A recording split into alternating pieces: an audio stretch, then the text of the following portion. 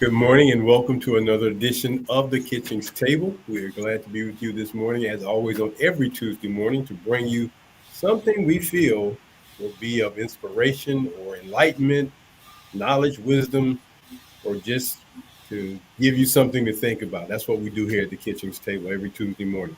Joining me, as always, is my co-host, Ms. Ronline Cannady. Good morning, Ronline. Good morning, Earl. How are you doing this morning? Well, it's a Tuesday morning, and I'm here, and I'm glad to be with you, and looking forward to our subject matter for today. Thank you. So, Ronline, we have now been into the results of the 2024 presidential election. Now, here it is. What, 3 weeks later? Yes. I don't know about you, but I'm still having some. I don't know what I would call it, but I'm still not settled. I guess that would be the best way to put it. I'm still not settled with the results, and not because of political parties. No, that's not it. Just because of the outcome of who will be becoming the president of the United States again, and Hmm. because of who that individual is, and because of their lack of character, their lack of integrity, their lack of empathy, sympathy, all the adverbs you can think of that deal with a person's character intellectually, socially, emotionally. Um, that individual is just not suited, in my opinion.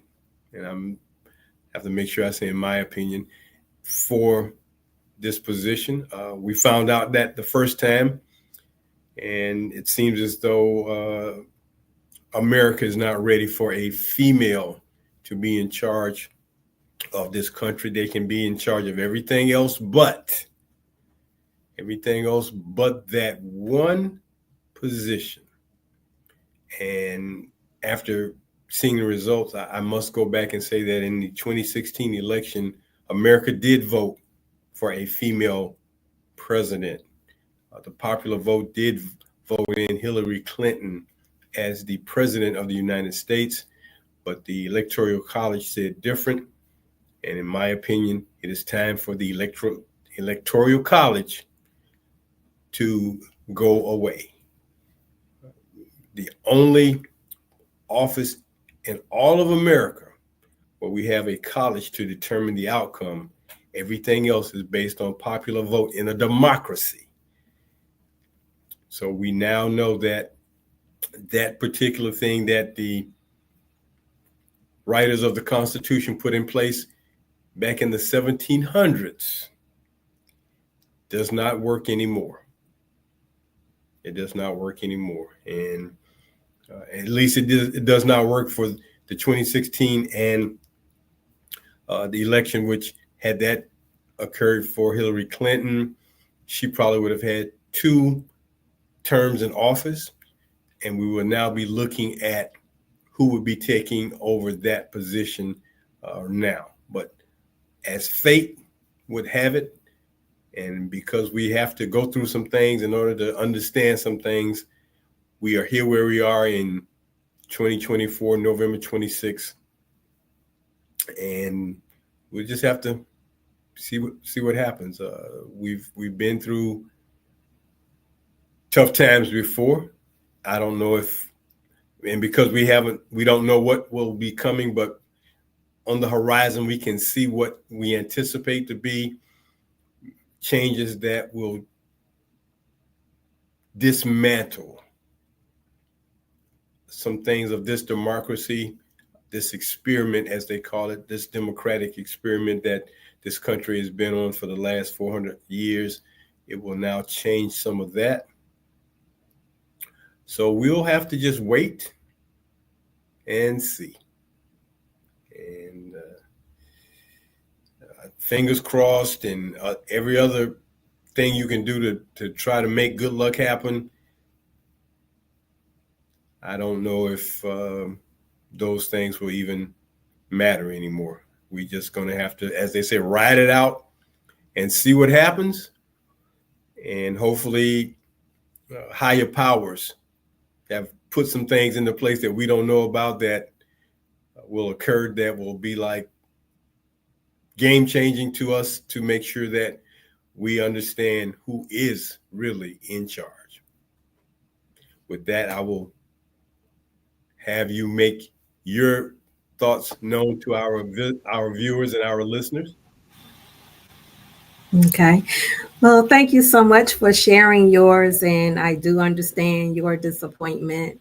Uh, I've been disappointed for a very long time, for years now, just watching and, just really understanding what American history is and where it's been, throughout the years and what it actually means to us as minorities in America. So, if you want to know where I am in this process, I just want to give a shout out to Dr. Ricky Jones. Dr. Ricky Jones helped me understand um, why he felt the way that does about the election. It's like Americans and Americans of color, any color, if you are a minority in that process, we have gotten too complacent. We forgot what our people were fighting for, our generations that were here long before we came along. And they wanted us to pay attention to what they were going through. I when I think about my grandparents, that's um, the earliest generation that I knew, my grandparents, when they were coming through, I just watched their struggles, not knowing exactly what the struggles were. And it wasn't until I started going through those, as they say, walking into their shoes to try to understand, like, okay, I'm working every day. I'm, doing what I need to do for my son. And it's like, no matter what I was doing, trying to save money or what have you, that mortgage note, if it wasn't the mortgage, that was on a fixed note, right? And so um, but the utilities, and we weren't home that often. So, the utilities were sky high and that kind of thing. So it's like, no matter which way I tried to do, it's just, it wasn't enough. And when I understood that I wasn't getting paid, I'm doing the same job that my counterparts were doing, but I wasn't getting paid the same wage. So I was wondering, like, okay, how are they able to do all of the things that they're able to do? And I am having a hard time. And it wasn't until someone just really made it very clear to me that, yeah, even though you're doing the same job, doing the same thing, and I even have you training, you will not get the $3 more that your counterparts are getting. It's just not going to happen. So, and I've always dealt with industries where it was gender driven by males. So, with that being said, Earl, I hear you, and when I listen to Dr. Ricky Jones and what he said, sometimes, in order for us to really wake up out of the coma, we have to go through what they did back in the days of Saul, when they thought they wanted Saul to rule their kingdom. And that's where the book of Lamentations come in. They were wailing, they were crying every single day. So if we have to get to that point to where we're in, that's how we're going to understand what is needed on the next go round, to make sure that it's not just a presidential election that we need to be worried about. It's every election that we need to worry about, so that all of the counterparts can come together and get what we need done. I turn it back over to you, Earl. Well, thank you for sharing that with us, Ronline, because we certainly have a lot to think about, consider, uh, look back on, think about going forward. So there's a lot. I'm just curious. You talked about they're not giving you the extra $3 in that paycheck for you. What was the minimum wage when you were a teenager? What it was, 325. 325. Mm-hmm. Oh my goodness. Try 85 cents. Right. And then I was going to say, and if I was a waitress, it was 235 or somewhere like that. Well, my first part-time job working in the kitchen of a, and no pun intended, of a hotel, it was 85 cents an hour. Mm. 85 cents an hour. Now they're making $15 an hour. Mm-hmm.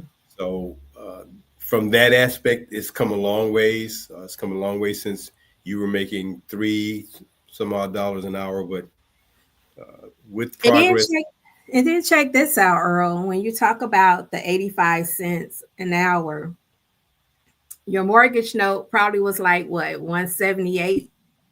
I didn't have a mortgage note. I'm just saying, a So mortgage note, I yeah. I wouldn't have any idea what it was. It was Well, your parents' mortgage note was like $100, once, like hundred and some dollars a 178. month. Yeah, Yes. 100 and some odd dollars a month. Right. And now, if you're talking about making the $15 an hour, but now your mortgage note or your mortgage note, let me start with that. Maybe is like 22, $2,800. And then the rent is maybe like 18 to 2000, $2,300. So it's like, do you ever catch up? You know, and the answer is no. You have to do something in addition to that wage job. It's not meant for you to catch up, Ronline. Of For course the not. for This the is the American. average Yeah, this for is the the American. average middle income individual or family, it's not meant for you to catch up. Uh, this country is built on the backs of middle income America. Mm-hmm. Always has been, always will be, because those who make far more and exceed far more than what middle America makes, uh, that is such a small population, and they only care about their little circle. So they aren't of any help when you look back at how much money was spent on this past election, how much money was raised and spent. Think about all the good things that could have been done with that same amount of money being put in the right places. Mm-hmm. So the $1 billion plus that was raised and spent to try to elect one candidate, all that went to the media people, the printing companies who printed the signs and the buttons and the decals and the bumper stickers, the TV ads, the radio ads, all that. That's where all that went. TV stations and TV networks got real invested with a lot of investment monies that were given to them based on these ads running. So a lot of money could have been used differently. Uh, but anyway, so our topic for today, our topic for today, moments that changed America. Moments that changed America. And I've identified what I feel are some moment changing events that happened in this country that for good or for better have moved this country along. There have been a lot of changes that have been made. They haven't always been the best, and some decisions haven't always been for the folks who needed it most. And some things have been done not in the better interest of humanity, have devastated some things, and when we talk about the environment, when we talk about the fact that the most dangerous animal on the planet It's not the big and the strong, whether it's in the ocean or on land. It's not those. They do what they do to survive. That premise is they do what they do to survive. They don't have any other reasons for doing what they do. But when you create pluses and minuses and which side you're going to be on and which one deserves it more and which one needs it more and which one has been destructive or destroyed more and built up more, because it's almost a balance. I mean, you do a lot of positive things on one side, but then the destruction and the negative things on the other side. So if we were doing more positives and less negatives, where would the world be if we were trying to grow the whole world to be about humanity and not about money? Mm. And as you say, follow the money. And this is why all of the elections are important, because it all surrounds around the Right. money that is either for your local government, your state government. And, when I think about the number of hospitals that are closing, Yes. your health care has been affected Yeah. by the last 20 years and will be affected even more. So, yeah, we have to be mindful of how to take care of our families, ourselves, because if we live long enough, we are going to be on Medicare, right? And so with Yes. with that being the end game, it's like, okay, who's in Congress that is saying, what our medical care is going to look like, when that's the thing that we're depending on. And the Right. fact that, at this time, it looks like it's mainly going to be threatened again. So, um, all I can say is, as you say, the electoral college that needs to be done away with, um, because it is affecting our democracy, you know, and Okay. everything else. Yeah, where's the fairness in that? Well, that's for another topic. Of course. So today we will share some of the most impactful events that have changed American life and culture, as documented primarily by Time Magazine, and some that will stand as milestones to never be reversed, having decades of influence and impact on the American society. And let me stop you right there, Earl, because some people called me out on the carpet about some things that we said before the election took place. Well, on the day of the election, actually. And I want to take from Albert Chester Jr. when he was running for Congress. He said he wasn't trying to take anything from anybody. He was trying to do some things that was going to bring about a change. And, in this case, it was like we already saw a lot of things that were taken away. We just didn't want those things to be taken away even farther. So now, it's here. And I'm gonna turn that back over to you. Okay, well, here we are. So we're going to just go into our moments that have been life changing, game changing here in America. So we're going to start most recently with the 2024 election. Uh, Donald Trump is reelected as the first president elected as a convicted felon and a twice impeached former president. A convicted felon and twice impeached former president. And the only reason why he wasn't impeached out of office is because the Senate at that time was run by the Republicans and they would not make that decision. Kamala Harris became the second woman nominated by a political party to run for president. First woman of color nominated by a political party, but the second woman nominated by a political party to run for president. That's in 2024. 2008, 2012, Barack Obama becomes the first black man elected twice as president. Not once, but twice. So 2008, 2012.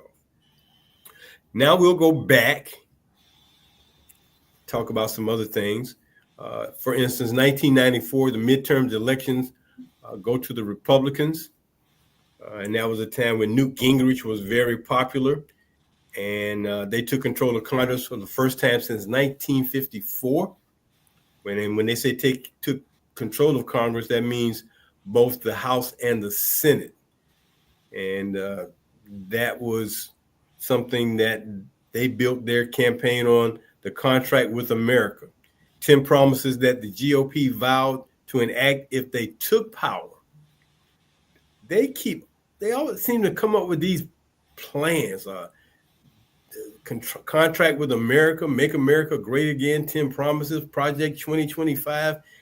They have these playbooks, but really they don't go very far.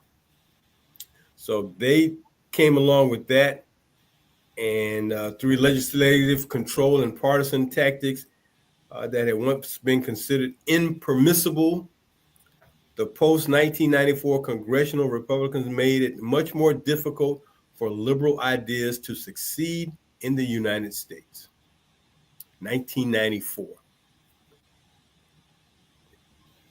Now I'm going to go way back, Ronline, to 1915. I'm like, Earl, that's a big jump. Yes, it is. It's a method to your madness. Go ahead. There's a method to the madness. 1915, the Great Migration begins. And a lot of people may not be familiar with the Great Migration. So let me inform and educate.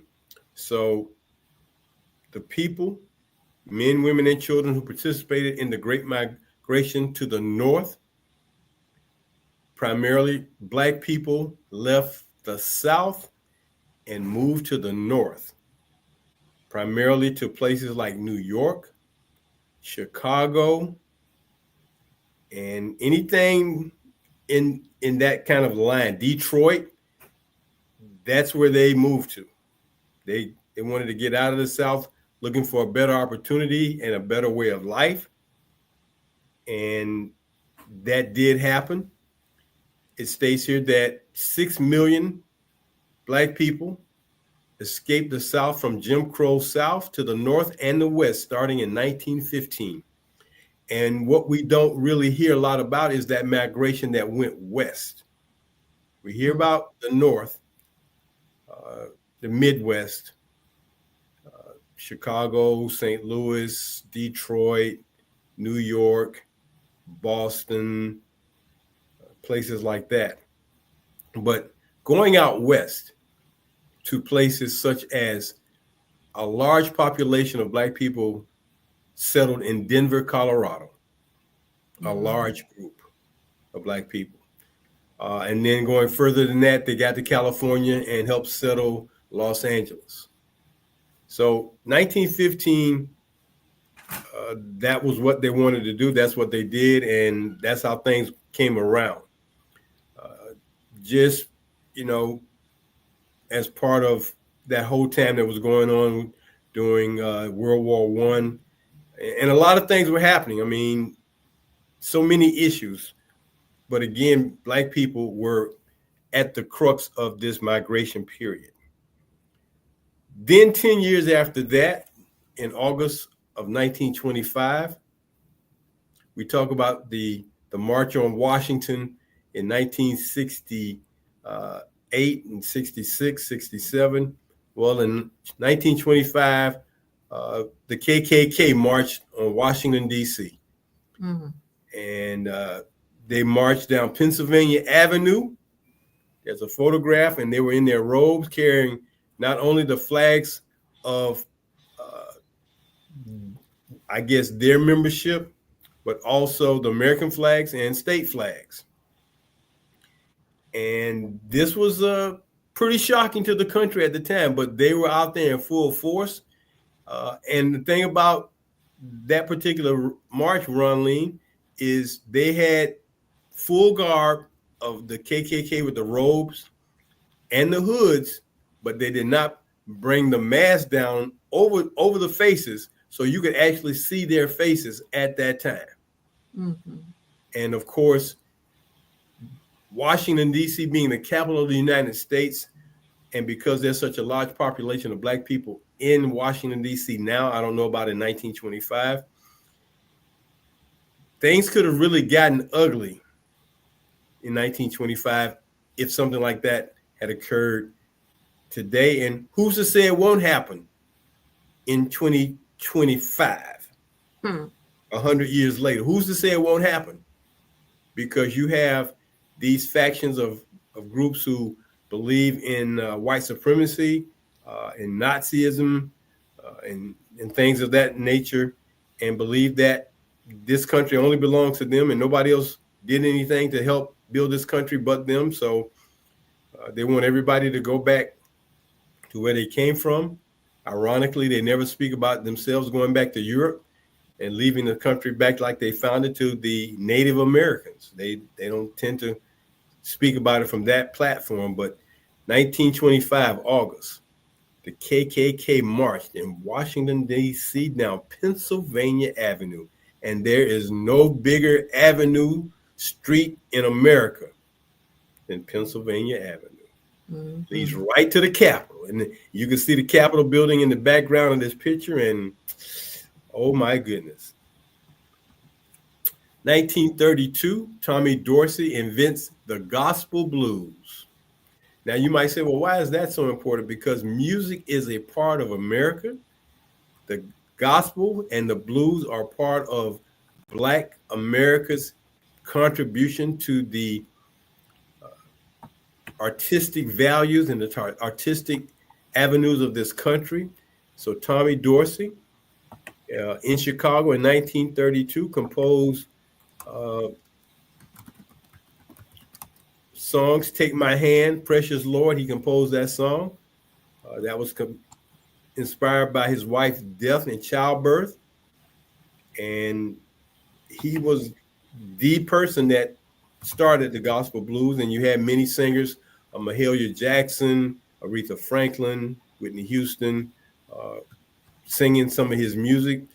It tied into the American Civil Rights Movement with Dr. King, and supporters were saying some of his messaging lyrics of his words. Tommy Dorsey invents the gospel blues in 1932. So if you're singing gospel or you're singing blues or a combination, Tommy Dorsey is the man that started that. 1951, fast forward a little bit, Barbara Johns Walks Out, as this title here. 1951 at Moulton High School in Farmville, Virginia, school for Black students. 16-year-old Barbara Johns led a walkout for 400 Black students to protest inadequate facilities at segregated Robert R. Moulton High School in Farmville, Virginia, vowing to boycott classes until the local all-white school board addressed their complaints. This is 1951. A few years before Rosa Parks decided she wasn't going to give up her seat on that bus. So you had students, pressing the issue. And this was before the Brown versus Board of Education decision in 1954. So again, this ties into some things that you may not have heard about or known about, but this is what these students felt compelled to do because they felt they were being wrong, and segregation just did not sit well. So that's 51. Then one of the most devastating. And before you do that, let's go Yes. to our break and then come back to the devastating moment in history. This is the Kitchings Table. Every Tuesday morning, you can catch us right here for our information and news and facts, knowledge and wisdom about a lot of different things here. I'm your host, Earl Kitchings, along with my co-host, Ronline Cannady. Every Tuesday morning at 10 a.m., we like to bring you the Kitchings table. If you discuss family issues at your kitchen table, then this is the basis of what this show is about, to discuss issues, to bring forth things that may be of importance, historical things, fun things. We don't limit it to anything that we feel may be of significance to you. So this is the Kitchings table, and we welcome you to join us. Send in your comments, send in your thoughts and or questions to us so that we can do a better job of bringing you this information. So, Ronline, we're going to talk about, there have been some devastating issue deaths, um, murders, if you will, in this country. I don't think one had the impact. When we hear about presidents and president nominees and civil rights workers being assassinated, those have been some difficult moments for America and people of color to deal with. But I put this one on simply because of the gravity of it. And in August of 1955, as we approach 2025, 70 years ago, come August of 2025, Emmett Till was murdered. Emmett Till was murdered, and Emmett Till was from Chicago, a teenager, went to Mississippi, and doing what he probably had done many times before in Chicago, he saw a white woman and he made a gesture uh, to her or at her. And because of him doing that, the men of that city were not going to let that ride, and they disfigured him to the point where it was just he was unrecognizable. Mm-hmm. And I think when the news came out, it shocked the news media and communities. But I think the more shocking thing about what happened was the fact that Emmett Till's mother told the public and everybody else, "Do not close my son's casket." She Mm-hmm. wanted the world to see. She wanted the world to see just how brutal some factions of American citizenry are in this country, and at what extremes they will go to let you know who's in charge. And it was unfortunate.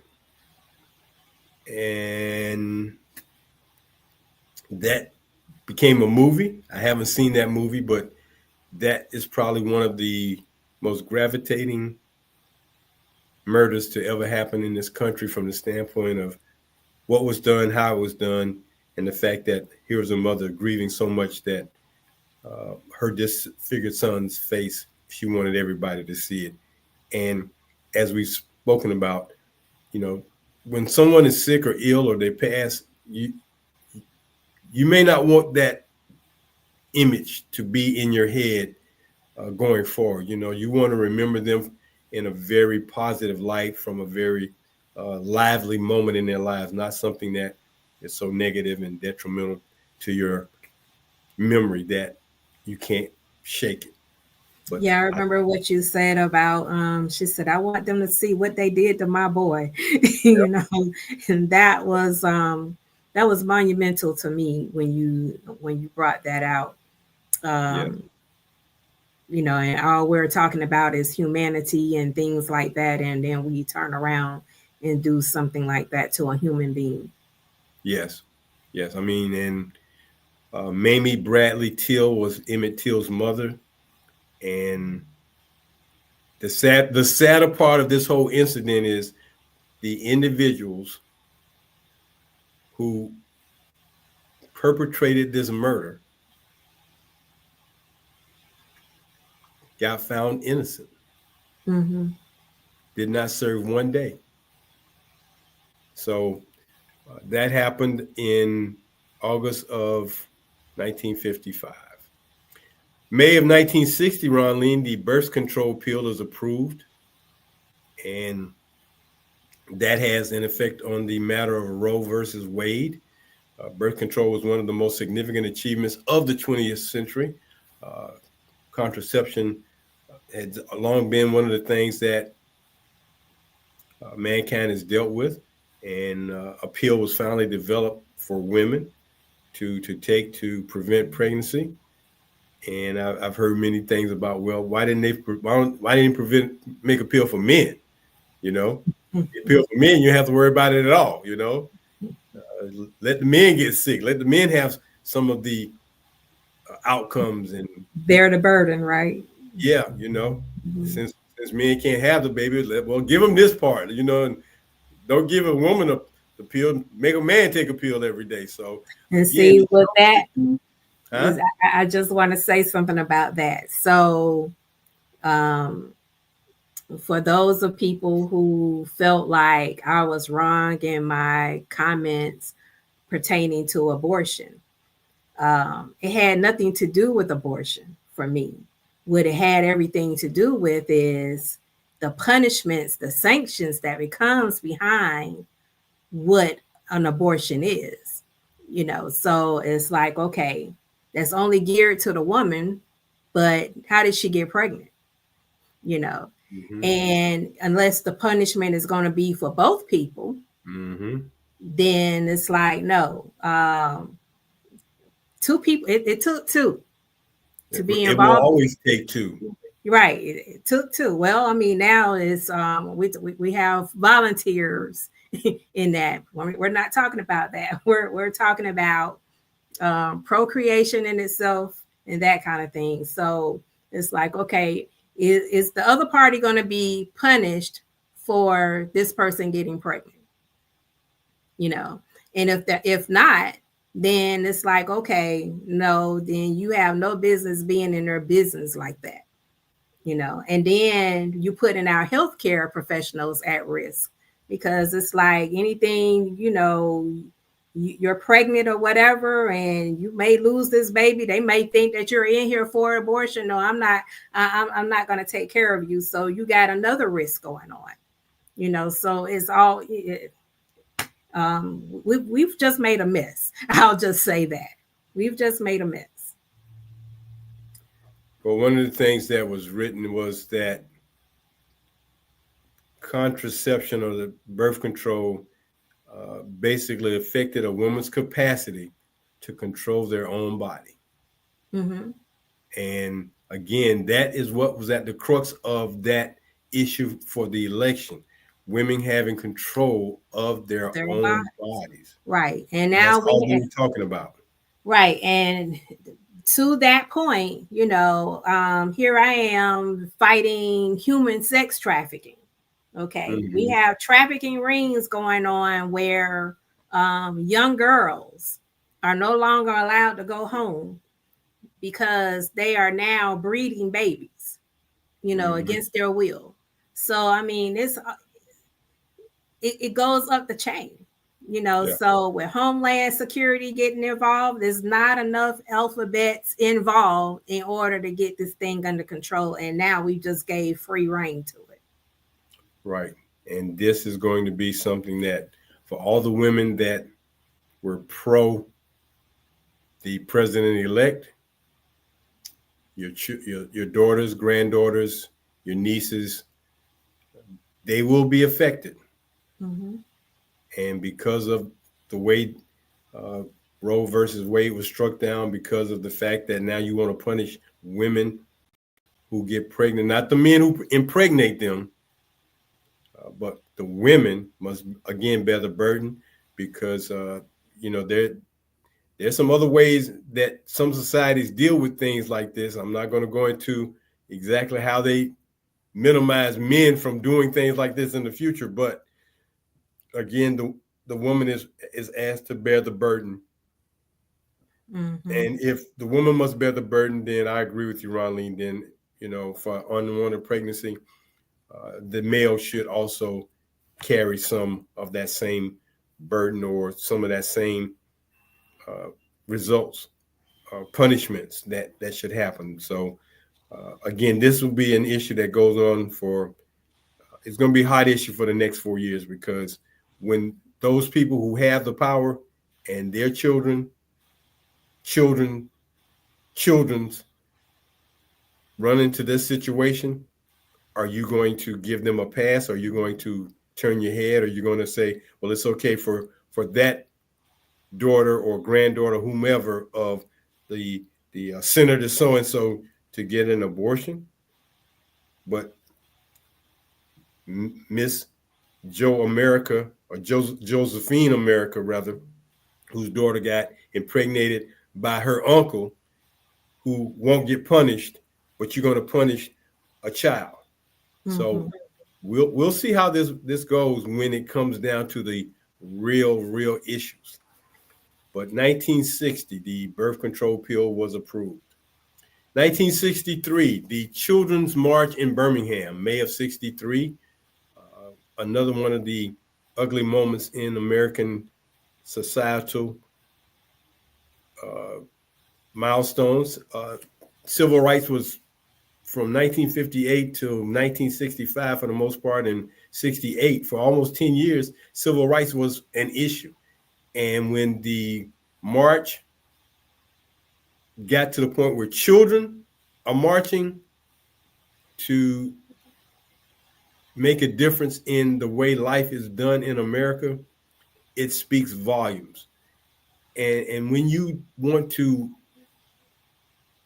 extinguish the lives of children or harm them in such a way that you wouldn't harm anybody, anything like this, but uh, to set dogs on people, to turn water hoses on people, to beat people with batons and things of that nature because they want their rights as a human being, uh, as an American, to be heard and go on unchallenged from the standpoint of where you can go, where you can sit, where you can eat, where you can uh, travel.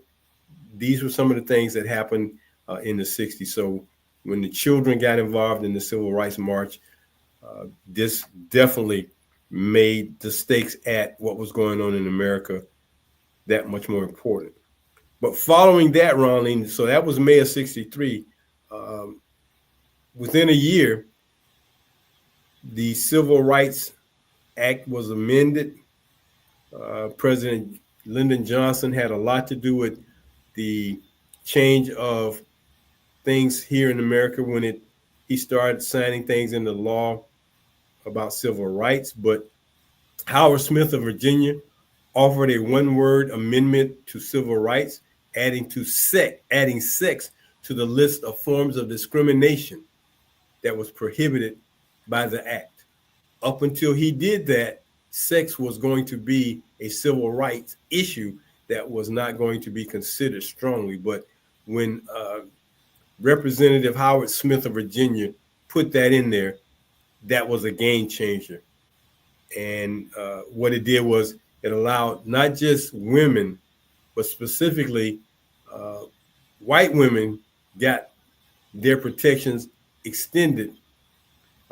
So did black men and women. So that was a major piece of the civil rights issue, civil rights uh, thing that was going on during that time. So those are some of the acts that I identified. Uh, One last one is affirmative action goes unchallenged in October of 1971. For much of the 20th century, unions, private employees, and government agencies uh, affirmatively discriminated based on race. Mm-hmm. So when we talk about getting a good job, if you were the wrong color, you couldn't get it. If you were the wrong gender, you could not get it. Everything was pretty much set up so that many white males could dominate the landscape. Black men get a little bit of opportunity, but a lot of that has changed. And that's why we're talking about fighting so hard because We don't want to go back to pre 1971, back to the 60s. That's what Kamala Harris meant when she said we're not going back, um, because a lot of things changed. And relating to Kamala Harris, the state of California passed Proposition 13 in 1978, and Proposition 13 represented a new unwillingness to view government as a provider of positive benefits to all members of a community. So they had their own thing going on in California where they wanted to limit property taxes, making it hard to build communities in the future. So those are some of the things that happened uh, that helped change America. And I will turn it over to you for your Black History moment. All right. Thank you so much, Earl. Look like I'm having, I guess I'm back online with that. So my presentation to you today is, remember this lady, the moments that changed America, the youngest inaugural poet in American history, Amanda Gorman. Um, we learned about her in 2021 when Joe Biden, who's now the president, and Kamala Harris became the first Black vice president of the United States of America. And I'm going to close out by reading her poem as a reminder for where we are today. Huh. The Hill We Climb by Amanda Gorman. When days comes, we ask ourselves, where can we find light in this never-ending shade? The loss we carry, a sea we must wade. We've braved the belly of the beast. We've learned that quiet isn't always peace. And the norms and notions of what just isn't always just this. And yet the dawn is ours. Before we knew it, somehow we do it. Somehow we've weathered and witnessed a nation that isn't broken, but simply unfinished. We, the successors of a country and a time where a skinny Black girl descended from slaves and raised by a single mother can dream of becoming president, only to find herself reciting for one. And yes, we are far from polished, far from pristine, but that doesn't mean we are striving to form a union that is perfect. We are striving to forge a union with purpose, to compose a country committed to all cultures, colors, characters, and conditions of man. And so we lift our gazes not to what stands between us, but what stands before us. We close the divide because we know to put our future first. We must first put our differences aside. We lay down our arms so that we can reach out our arms to one another. We seek harm to no one and harmony for all. Let the globe, if nothing else, say this is true, that even as we've grieved, we grew, that even as we hurt, we hoped, that even as we tired, we tried, that we'll forever be tied together, victorious, not because we will never again know defeat, but because we will never again show division. So division. Scripture tells us to envision that everyone shall sit under their own vine and fig tree, and no one shall make them afraid. And if we're to live up to our own time, then victory won't lie in the blade, but in all the bridges we've made, that is the promise glade. The hill we climb, if only we dare, it's because being American is more than a pride we inherited.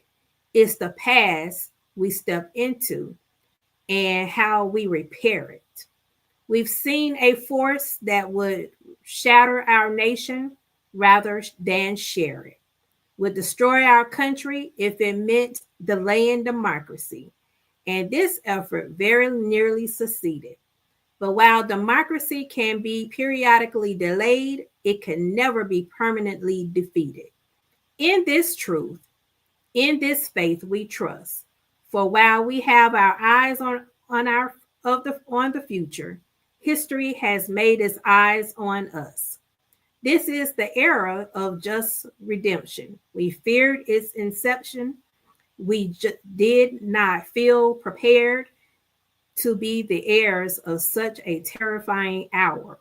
But within it, we found the power. I'm going to end right there since that is our time. But I wanted to give Amanda Gorman